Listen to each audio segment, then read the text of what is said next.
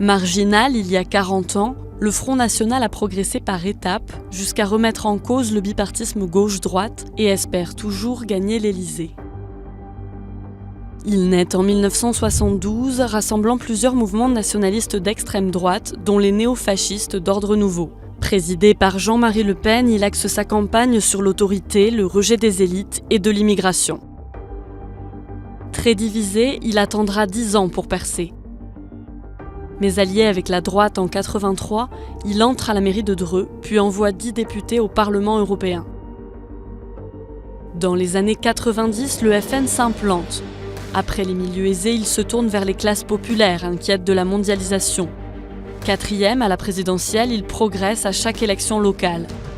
Mais le leader multiplie les provocations racistes, qualifiant par exemple les chambres à gaz de points de détail de l'histoire. En 98, c'est la scission. L'ex numéro 2, Bruno Maigret, quitte le mouvement et le FN recule.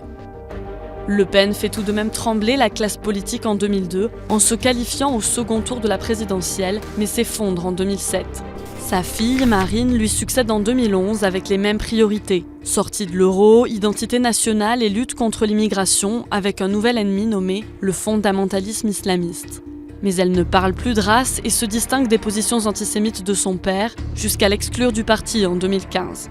Depuis 2012, les victoires s'enchaînent. Bien placé à la présidentielle, le FN ravit 11 villes, arrive devant l'UMP et le PS aux européennes, puis enregistre des scores inédits aux élections locales. Les sondages placent aujourd'hui Marine Le Pen au second tour de la présidentielle 2017. Le parti dispose de bastions solides, apparus dès les années 80 puis étendus peu à peu, dans le nord-est désindustrialisé, en Île-de-France et sur la côte méditerranéenne.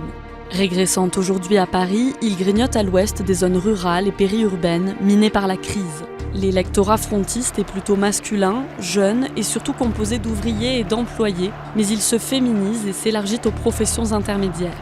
Les plus diplômés, cadres supérieurs et seniors résistent, un verrou que Marine Le Pen entend faire sauter en 2017.